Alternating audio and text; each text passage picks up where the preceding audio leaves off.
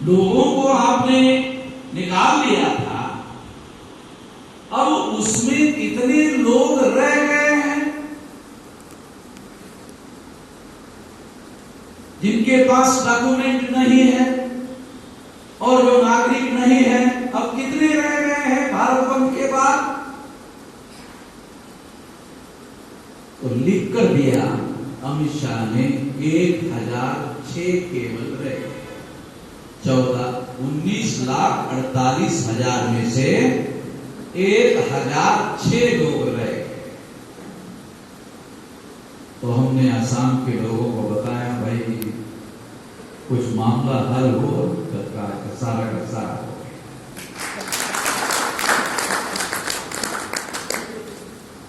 हमारे पास कोई सरकार नहीं, सरकार हुई तो 72 घंटे में इतने फैसले लेंगे, जरा गिनती करने के लिए हो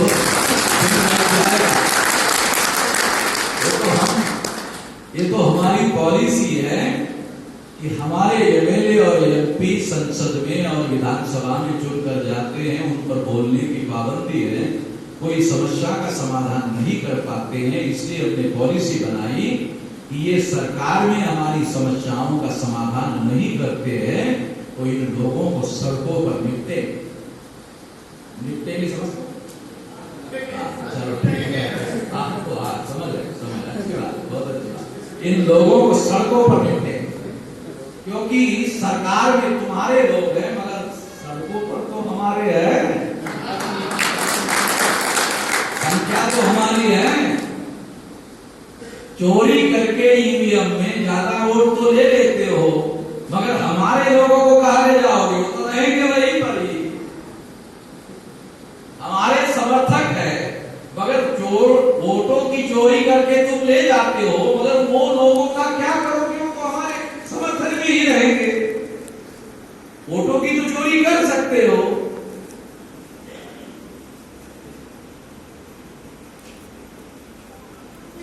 तो ये जो वोटों की चोरी वाला मामला है, उसके बारे में भी मैं आपको बताना चाहता हूं कि इसको रोकने के लिए भी मैं सुप्रीम कोर्ट गया और 24 अप्रैल 2017 को सुप्रीम कोर्ट में दीपक मिश्रा चीफ जस्टिस थे, उससे ऑर्डर लाया कि 2019 के चुनाव में हर ईवीएम को पेपर ट्रेल मशीन लगेगी। तो पेपर ट्रेल जो मशीन लगी है ईवीएम को, वो वाहन में चढ़ने लगवाई। किसी को ऑर्डर चाहिए सुप्रीम कोर्ट का तो मेरे से ऑर्डर ले लेना। 24 अप्रैल 2017 का ऑर्डर है, दीपक मिश्रा चीफ जस्टिस ने।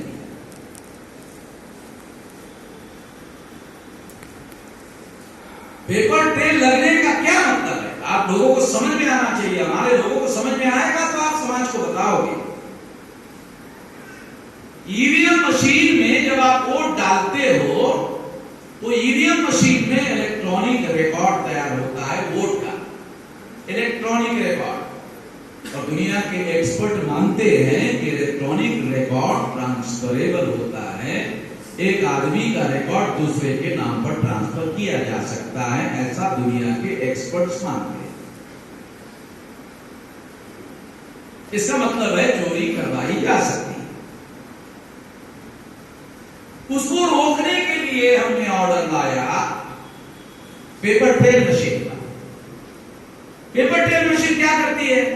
जब आप वोट डालते हो तो एक रिकॉर्ड इलेक्ट्रॉनिक रिकॉर्ड तैयार होता है और एक रिकॉर्ड कागज का तैयार होता है। जैसे आपने साइकिल पर बटन दबाया, आपने हाथी पर दबाया, आपने पंजे पर दबाया, आपने कमल के फूल पर दबाया, जिस किसी भी चुनावी निशान पर आपने दबाया, कागज पर छप के आता और छपा हुआ कागज कट कर बैलेट बॉक्स में गिर जाता है, कागज का टुकड़ा। तो पेपर ट्रेल क्या है? Paper trail as good as ballot paper.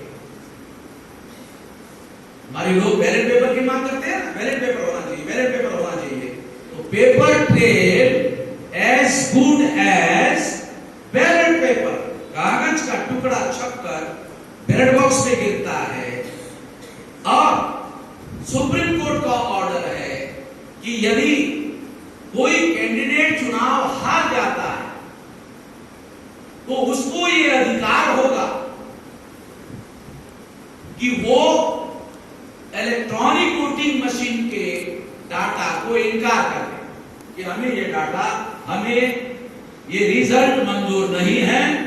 एक लेटर कलेक्टर को लिखना होगा, डीएम को लिखना होगा, चुनाव अधिकारी जो मुख्य है उसको लिखना होगा और लिख के देना होगा कि पेपर ट्रेल मशीन से निकलने वाले कागजी वोटों की गिनती की जाए। तो मैंडेटरी है, जैसे बैलेट पेपर में मैंडेटरी था रिकाउंटिंग, तो रिकाउंटिंग पेपर ट्रेल मशीन का मैंडेटरी, तो रिकाउंटिंग होगा। अब इलेक्ट्रॉनिक वोटिंग मशीन में इलेक्ट्रॉनिक डाटा ट्रांसफरेबल है, इस वजह से जो हारा हुआ होता है वो जीत जाता है। मगर पेपर ट्रेल मशीन में तो कागज का रिकॉर्ड है जिसमें पंजा ठपा, पंजे का ठप्पा छपा हुआ है, फूल का छपा हुआ है, हाथी का छपा हुआ है, साइकिल का छपा हुआ है, वो ट्रांसफरेबल नहीं होता है क्योंकि उसमें छपा हुआ रिकॉर्ड होता है। अब हाथी का छपा हुआ कागज पंजे में ट्रांसफर कैसे करें? क्योंकि वो दिखाई देता है, ये तो पंजा है, ये हाथी है, ये साइकिल है, ये गधा है, ये घोड़ा है, ये तो दिखाई देता है, तो ट्रांसफरेबल नहीं है, ट्रांसफर कर नहीं सकते। इसके परिणाम क्या होता है कि वो हारा हुआ कैंडिडेट जीत जाता है, पेपर ट्रेल में जीत जाता है। जो इलेक्ट्रॉनिक वोटिंग मशीन में हार जाता है वो पेपर ट्रेल मशीन में जीत जाता है। यह बात कांग्रेस को भी मालूम है, यह बात बीजेपी को भी मालूम है, और इसलिए चुनाव आयोग ने 2013 में यह निर्णय दिया था सुप्रीम कोर्ट ने, तो कांग्रेस डॉक्टर सुब्रमण्यम स्वामी और जीवीएल नरसिंह राव कांग्रेस के विरोध में सुप्रीम कोर्ट में गए कि घोटाला करके कांग्रेस ने 2004-2009 में चुनाव जीता। सुप्रीम कोर्ट ने डॉक्टर सुब्रमण्यम स्वामी की बात को मान लिया और सुप्रीम कोर्ट के जज ने डॉक्टर साहब को कहा, डॉक्टर साहब हम ईवीएम मशीन रखना चाहते हैं, तो ईवीएम मशीन रखना चाहते हैं तो आपके पास कोई उपाय है कि इस चोरी को रोका जाए? कहा कि है, कागज का रिकॉर्ड तैयार किया जाए अल्टरनेटिव। तो सुप्रीम कोर्ट ने चुनाव आयोग को आदेश दिया कि कागज का रिकॉर्ड रखने वाली मशीन तैयार किया जाए, पेपर ट्रेल मशीन तैयार हो गई। मगर 2014 के चुनाव में चुनाव आयोग ने इसे लागू नहीं किया क्योंकि कांग्रेस और बीजेपी के बीच में समझौता हो गया कि अडवाणी जी इसके विरोध में आंदोलन करना चाहते हैं, इसको रोका जाए। अगर इसको नहीं रोका गया तो देश में बवाल खड़ा हो जाएगा, आंदोलन खड़ा हो जाएगा, इसको रोका जाए। तो आरएसएस ने कहा ठीक है रोकेंगे, हमें क्या फायदा होगा, हम रोकते, अडवाणी को रोकते कि वो कोई यात्रा नहीं निकालेगी, हमें क्या फायदा होगा।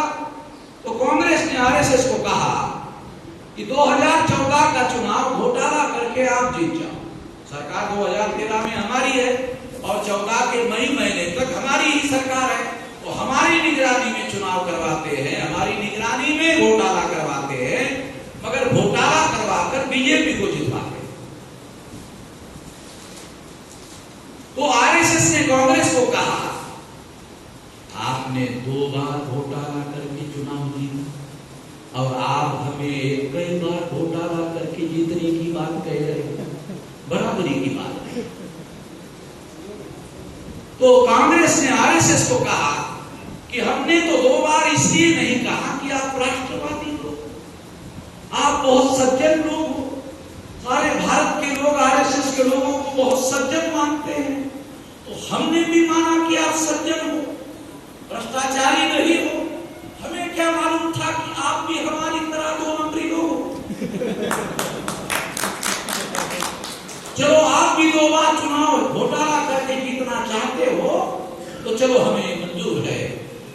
तो 2014, 2019 2 बार तुम घोटाला करके जीत।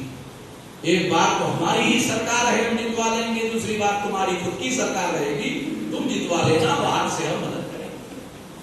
हम 2016 में सुप्रीम कोर्ट गए।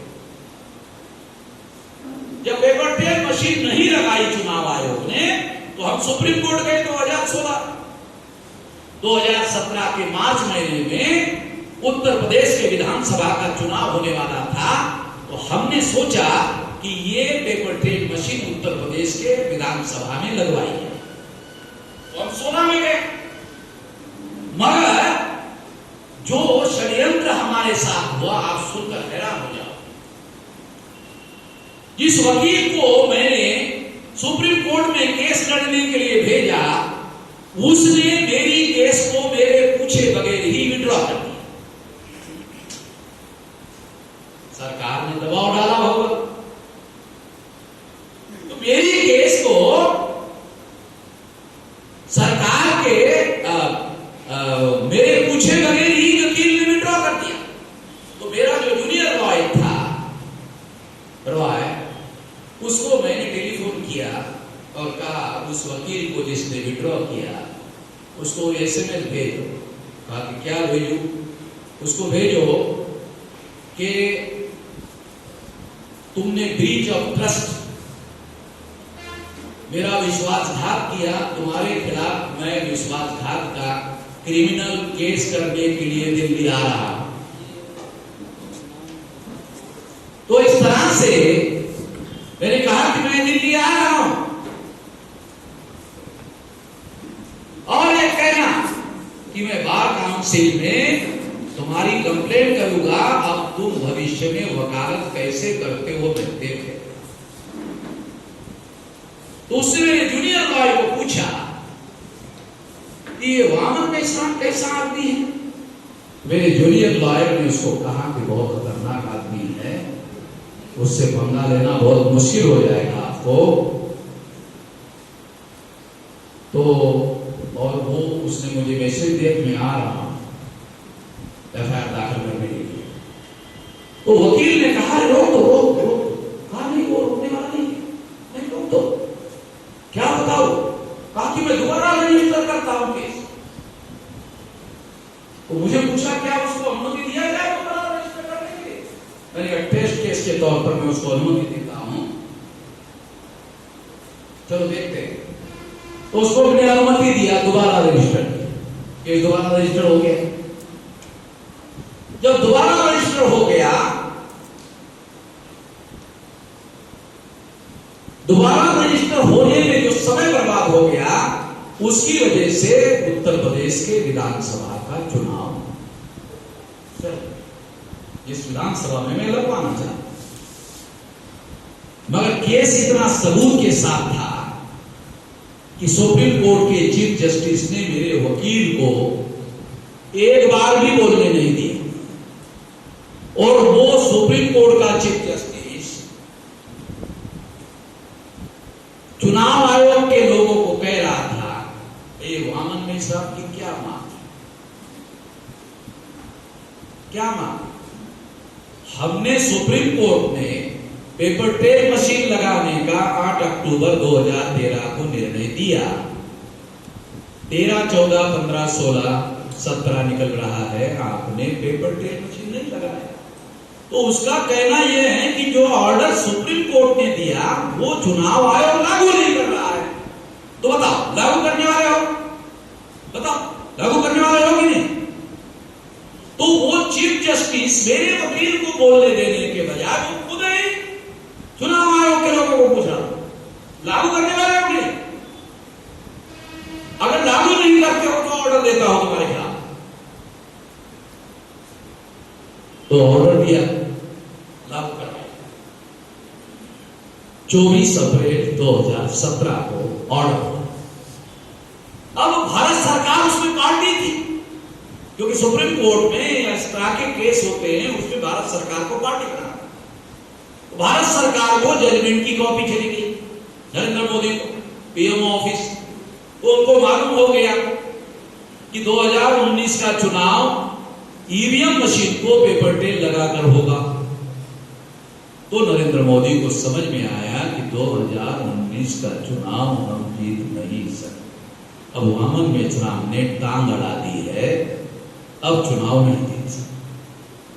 तो नरेंद्र मोदी ने कांग्रेस से संपर्क किया और कहा कि आप लोगों ने 2 बार वादा किया था, 2014 और 2019, 2 बार चुनाव जितवाने का घोटाला करके वादा किया था। अब ये वामन में साहब ने टांग अड़ा दिया, इस टांग को हटाना हमारी जिम्मेदारी नहीं, तुम्हारी जिम्मेदारी। नरेंद्र मोदी ने कांग्रेस को कहा कि ये तुम्हारी जिम्मेदारी है क्योंकि तुमने समझौता किया 2 बार जितवाने का, ये टांग हटाओ वामन में साहब। तो कांग्रेस ने सुप्रीम कोर्ट में फरवरी 2019 को केस दायर कर दिया और केस में प्रार्थना की, प्रेयर किया कि ईवीएम मशीन के डाटा पेपर ट्रेल मशीन के साथ 50% मिलान किया जाए। तो हमारे वकील ने कहा कि 8 अक्टूबर 2013 को और 24 अप्रैल 2017 को ये निर्णय हुआ कि रीकाउंटिंग होगा पेपर ट्रेल मशीन का, और रीकाउंटिंग होने का मतलब है 100% होगा। जब 100% रिकाउंटिंग होगा तो आप 50% मिलान करने की बात क्यों कर रहे हैं? जब 100 का ऑर्डर है तो तुम 50 की बात क्यों कर रहे हैं? वो तो बीजेपी के समर्थन के लिए कर रहा है। रंजन गोगोई चीफ जस्टिस थे। आपको याद करो, थोड़ा सा अखबार की खबरों को याद करो। एक औरत ने रंजन गोगोई पर आरोप लगाया कि इसने मेरा चरित्र हनन किया। याद करो, चीफ जस्टिस पर आरोप लगाया। ये सारा प्लानिंग था बीजेपी सरकार। आरोप लगाया औरत ने। जब आरोप लगाया तो 7 जज का बेंच बैठा, उसका हेड था जस्टिस बोबड़े। ये जस्टिस बोबड़े कौन था? ये दूसरे नंबर का जज था, चीफ जस्टिस के बाद दूसरे नंबर का जज था। यानी रंजन गोगोई के रिटायर्ड होने के बाद वो चीफ जस्टिस होने वाला था, दूसरे नंबर का जज था। उसके नेतृत्व में 7 जज का बेंच बैठा और उसने रंजन गोगोई को निर्दोष छोड़ दिया कि रंजन गोगोई के विरोध में जिस औरत ने आरोप लगाया वो आरोप गलत, पर्दे के पीछे समझौता हो गया। जस्टिस पटनायक जो रिटायर्ड जस्टिस थे सुप्रीम कोर्ट के, उसके नेतृत्व में उस औरत की इंक्वायरी करने के लिए एक जज का इंक्वायरी कमीशन बनाया, जस्टिस पटनायक। जस्टिस पटनायक ने उस औरत को भी निर्दोष छोड़ दिया।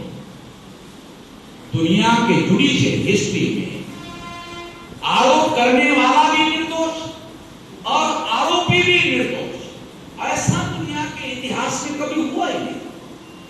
दोनों निर्दोष।